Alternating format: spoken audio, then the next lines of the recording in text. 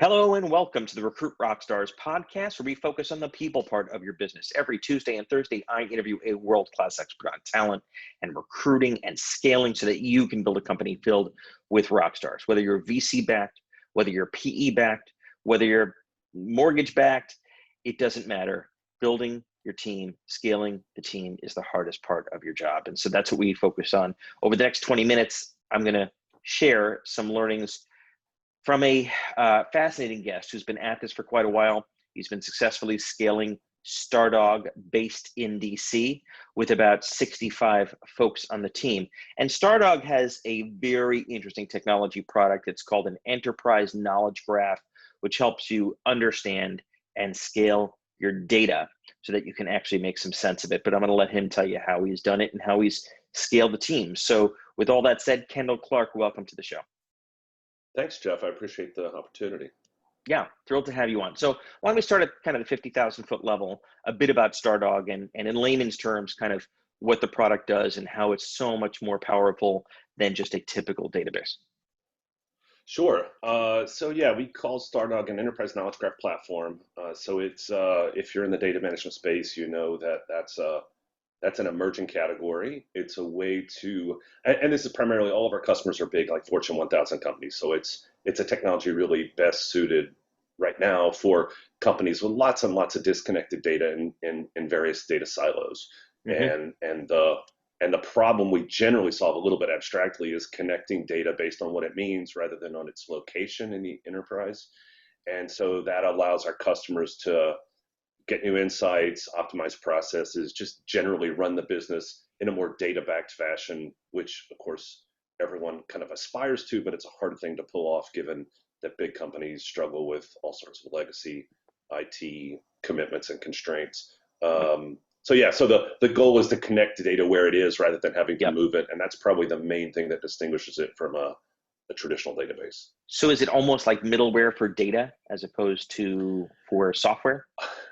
Yeah, that's actually a rather astute comment, because I say all the time what's happened is that the middleware space is dead as an enterprise software category. And what's happened, but like the functionality and what it was doing previously is still important. And from an architecture point of view, we often say that we just took a lot of middleware and jammed it back in the database. Kind of eliminated that middle tier. For a variety of reasons, but yeah, it is a bit like that traditionally, or in the world where there was only relational data, let's put it that way, of like 10 or 15 years ago, you would have had a database and a middleware and an application tier as distinct sort of things. But that's kind of gone now a bit. Got it. And you started the business roughly when? I started the business. We raised money for the first time in July of 2016. Mm-hmm. My three co-founders and I had worked on the business as bootstrappers for, I will not disclose how many years before that, but we will be one of those decade-long overnight success stories at some point, right? But it's really the past 3 years that this thing is starting to scale. Yeah, I mean, clearly, like I'm a first-time CEO, as a venture-backed CEO, but I've been in my job since 2006, so Understood. I'm not a first timer, but you know, your audience will certainly understand that the game changes dramatically when you get a board and investors and the growth expectations. Yeah, absolutely. So let's shift to the team part. So you're at 65 folks. I'm assuming a lot of these are software developers and data scientists, that kind of profile, I'm guessing. Engineering is, we actually don't have data scientists. Engineering is about 18 or 20, something like that, I recall. But yeah, about a third of the company's engineering. And then what's the rest of the company made up of for the most part? Go-to-market, sales. We have a ProServe team, which we kind of keep, we count distinct from engineering, although they are technical people, sales and marketing, and a little, management team of 6 people. So. Got it. When you think about these 65 people, most of whom I'm guessing you've added in the past few years, what's the common link? What is the DNA, the unique DNA that connects them all? There must be something they have in common, more than just smart-driven, team-oriented, right? What's really their connective tissue? Yeah, well, it's this conversation for me comes at an interesting time because we just unfroze hiring, here in 6 months into the pandemic, and we'll add another 20 teammates over the next well, over the next 3 months, so we'll go from 65 to 85. So that kind of question obviously has been top of mind. Yeah. I think the main thing that unites these folks across all the different disciplines and practices, that they're expert in, and their different background and experience, education, because there's a lot of diversity, obviously. Probably the thing is their, personal devotion to what we think of as Stardog values, and then just the desire to be in a startup environment where I think the main salient factor in a startup environment from the people perspective is people who want a constant challenge to learn and grow and improve. Because the thing with a startup is no matter how well you do, it never gets easier. Yeah. Right. You figure one thing out, the next one is right behind it. Right. That's right. Or you have 150% growth here and they want 200% next year. Right. It's and that kind of work environment is, whether it's a big or small company, in some sense it matters less. That's not really the case in many jobs. Like, thank God for societies. I think it would be great if everyone had this perspective. It's in some ways quite odd, but you need to be what we think of as, when we say a Stardog person or startup person, you need to have that in you. And I don't know where it comes from, right? Yeah. This need to just constantly be sort of tearing the Band-Aid off and getting back into it and keeping it fresh. Almost a glutton for punishment, right? It is, the way it seems somewhat masochistic the way I describe it, doesn't it? But yeah, I mean, like, the beatings will continue until the exit. Yeah. And I don't mean like beatings in a management sense, but I mean like when you're trying to like disrupt, take away other people's cookie, it's a tough game, and nobody just gives it to you, and so you have to go take it, and it's hard. It just it never lets up. Yeah. So Kendall, how do you assess candidates that you might be thinking about hiring at Stardog to see if they have that quality, that characteristic? It's relatively easy to assess if they have the technical chops, if they can do the job, right? But how do you know if they have that DNA before you hire them? It's a tricky thing, right? Because you want, like, the easiest way to do this. So my first career was as a philosopher, so here's where I will make a category error from the point of view of like a David Hume. Past performance, we do tend to kind of lazily assume doesn't guarantee future results, but it's certainly indicative of them. It's the best predictor. And strictly speaking, that's kind of like something in me rebels about that, because that's really quite wrong in a formal sense. But of course, it's a heuristic that we all use all the time, and it mostly does us fine.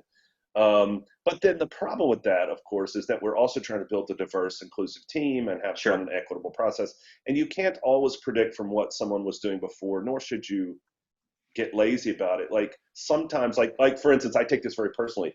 I believe I will be one of these first-time CEO successes. So the board could easily say of me, investors, well, you've not done before, so we better bring a professional CEO, right? But no, people often get it, learn how to do it the first time. So we want to be open to that as well. But then one of the things we've done is kind of distill that fundamental like hunger and need to improve and grow into what we call the 4 Stardog virtues or values. Virtues, values, it's really the same thing. Again, this is, given that my background is philosopher, I was in fact a moral philosopher, so I taught human values and that sort of thing. And so when somebody came to me recently and said, hey, my head of marketing actually, hey, we actually need to write down those things we talk about. This was very exciting for me because it let me go back to my sort of first career. So we think hiring for people who, and I'll just enumerate them super quickly, who relish doing the hard stuff first, and who solve problems creatively, who listen charitably, and who of course, now I'm going to blank on the fourth value. That's okay. Well, let's take one of the, because what I find fascinating is you've really articulated in words. I mean, you didn't just rattle those off; you knew them like back of your hand. So let's say listen charitably. Yeah. Was that one of them? Listen charitably. Yes. So let's say I'm interviewing at Stardog, and we both know I'd never qualify for a job at Stardog. But let's say you were interviewing me. Wow. How do you know if I listen charitably? Like, how do you try to get your arms around that? Yeah, it's not just listing charity, but it's practicing charity. Like charity is in effect, the value statement on the website says, and gives some guidance on this. It's both a moral and what we would call an epistemic or a knowledge virtue, right? Okay. Yep. So charity here, the principle of charity is like when you're talking with someone, or let's say, like, because a lot of times what you're doing in a startup is arguing, Yeah. not arguing, but like together, like Socratically searching for the truth. Sure. Like, Sure. Sure. how do we? What is the learning? Like, what are we trying to? What's the lesson? Is the Yep. is a fake word. What's the lesson and how do we apply it? And so you're struggling with someone else, and the charitable way is to always construe what the other person says as if it makes sense and is like, like you don't take cheap shots. Like if somebody misspeak, like you did it just a second ago, I clearly blanked on the fourth of our values, which is a little embarrassing for me, and you charitably said, well, of course you know them. Let's, because of course I do, right? Like Yes, of that's a course. Yeah. charitable impulse, as opposed to, like, the thing is, life is too short to play gotcha with people Yeah. when you're on the same team, struggling towards a united goal, right? Right. Like you can just see it in a lot of what they do. But then the other thing, Jeff, that we do is we do this. Like every department interviews in a kind of a slightly different way, because marketers are different than engineers, different than salespeople. Sure. But Sure. the first interview, which is a 30-minute screen, and the last interview that we do this interview technique called a top grade, they're the same across all disciplines. And those are both very much trying to test for Stardog value, like Yep. adherence. Yep. And the important thing about a value is a statement of something that you love or hate, frankly. Like Yep. hate in the good way, like I hate laziness, or I hate indecision, or I hate, backbiting, or like I hate lack of charity. Yeah. You're trying to Or weed but I those out. love Right, or I love an engineer who looks at a set of problems and says, well, these are peripheral. We can solve these, but the core of the thing is this right here, and it's hard, and we better go figure that out right now first. Because there's a lot of ways that you can sort of fool yourself and do work, but it's not really creating value. So, we talk about previous experiences, like, and the thing is, the team has embraced this. We do, really, the whole company participates in hiring to a really, I don't know, this is probably common in startups, but I think it's a little bit unusual in big companies. Lots of people have participated in hiring teams, and lots of people have been hiring managers, not just managers. And people have gotten good at it. And frankly, they get it now. And nobody wants to, if I may be a little fresh, nobody wants to work with an asshole. Like That's that's true. the Yeah. main thing Yeah. to avoid Yeah. in startup is false hires, where you hire somebody who just doesn't fit. And fit here isn't that frat boy, socioeconomic fit. It's like, what kind of person are you? And the So beautiful thing about that is I'll stop here. But the beautiful thing about that is that gritty, like, determination to always stay in the game and stay in the fight, I believe, is like perfectly equally distributed throughout the human population. Like you have it or you don't, irrespective of your background or your yeah. education or your Ivy status or anything like that. So this nicely dovetails with running a diverse, inclusive, equitable process, because we just want to find that in other people. And in some sense, it's all we care about. So let's say you go through the process and you do make a mishire, a bad hire, not a bad Sure, person, sure. but you realize Yes, that you've hired an asshole, to use your word, which I agree with. it is what Um, it is. uh, how long do you give it before you realize that you've made a mishire and take Let's action? see. So, yeah, so not to be pedantic, but how long it takes to realize is a kind of a variable thing. That sort of depends. The real question I think you're asking is what do you do once you realize it? Sometimes you realize it immediately. Like I've realized it in the hiring process and not stood up and said, nah, I don't like this. So one of the things we do in hiring is, we do ratings. Everybody on a hiring team has a 1 to 4 rating to give. One is, Hmm. I will lay in traffic to prevent this person from being Yeah. hired. This is a mistake. 4 is I will lay in traffic to Yeah. ensure this person is hired. Yeah. And Yeah. then we have these kind of moral cowardice 2 and 3 options in the Yeah. middle, which, they don't really contribute But much I to the like that it's process. a 4-point scale, not a 5-point scale. You can't pick something in the middle, right? There's no That's correct, 3. because Yeah. that doesn't help anybody, right? Yeah. Right. It doesn't advance the process, because people would kind of level there. Understand.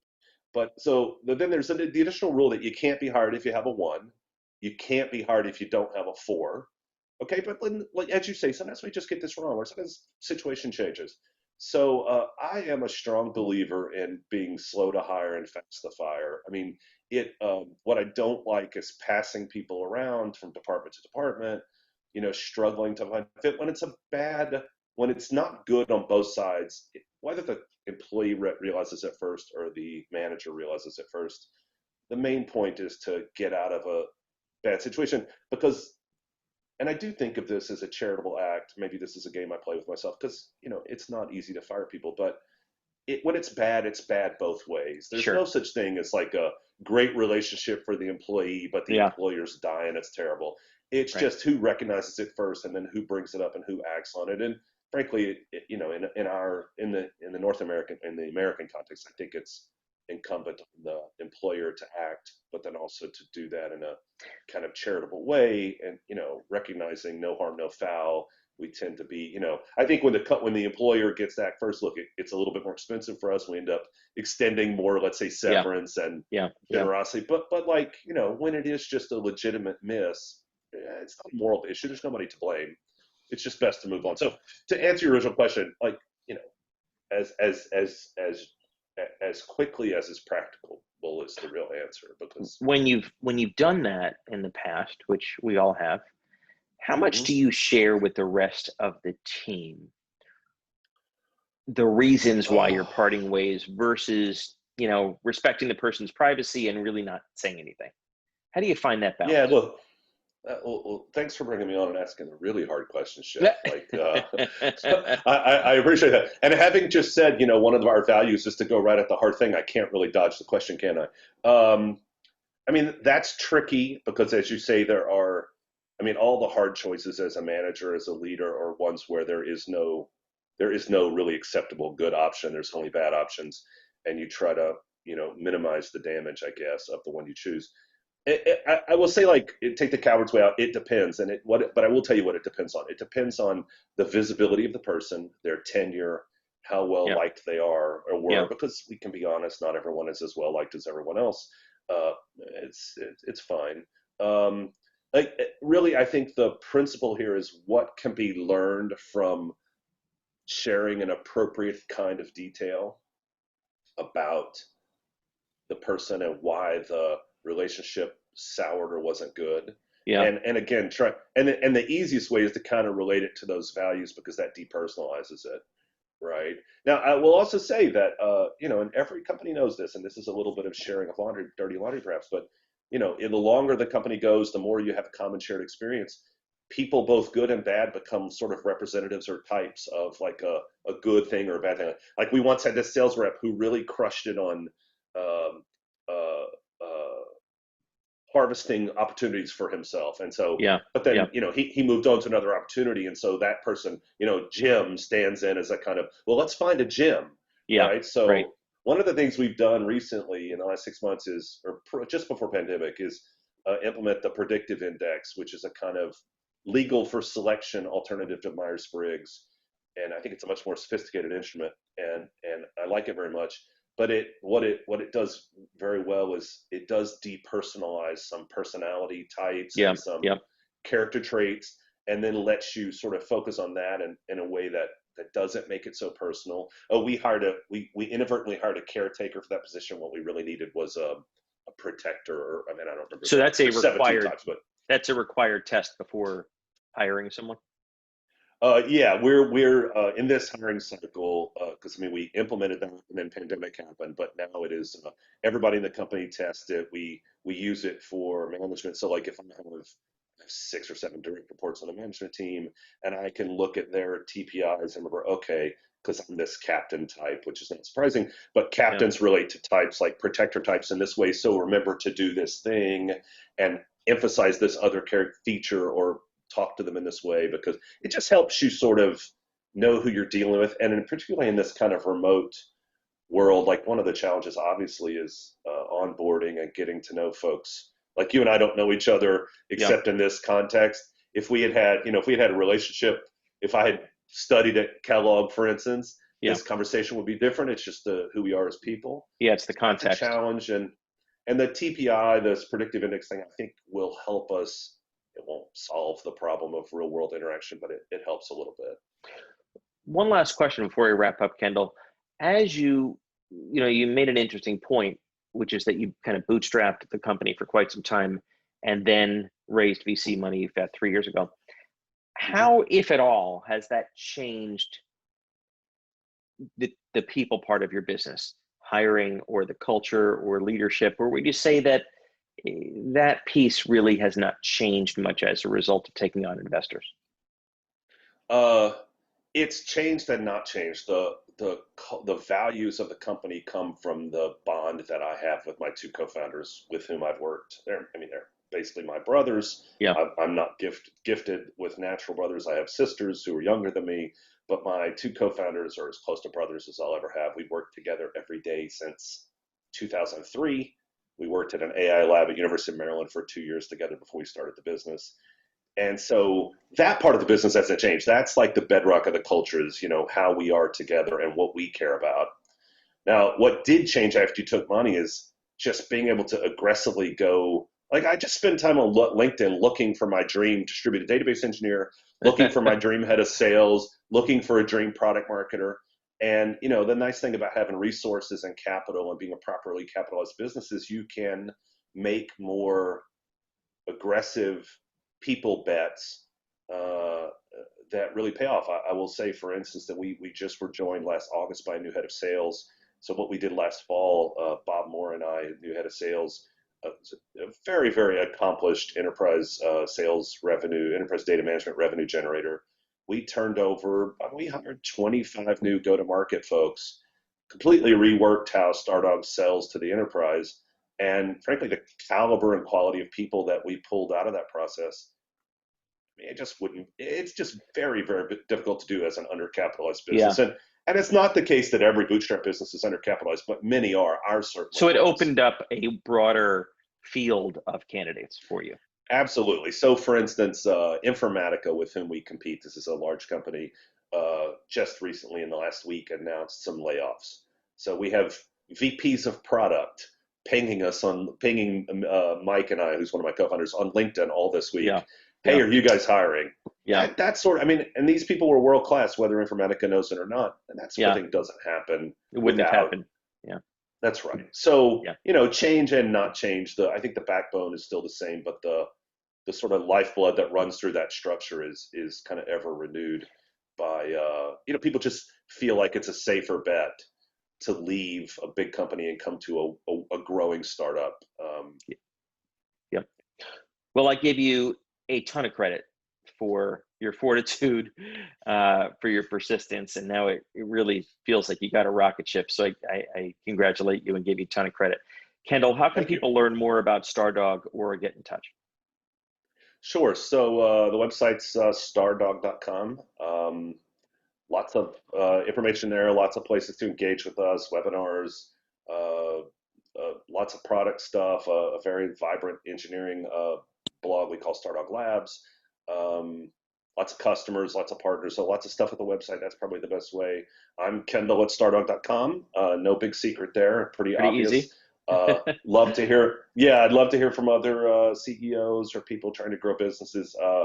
The lessons, as I said, is kind of where we started, are continuous and important, and there's no obvious termination point. So I think anywhere you find yourself on your sort of entrepreneur journey, the most important thing to do is reach out and talk to like-minded folks and share and connect. And I've never regretted that. So I appreciate the time the chance here to talk to you, and my ulterior motive, which I'll just share, is exactly so that I can be more connected with folks and learn faster and grow more. So especially in a difficult time like we're in, staying connected is more important than ever. Absolutely. Great. Well, thank you, Kendall, for making the time. Thanks, Jeff. I appreciate it.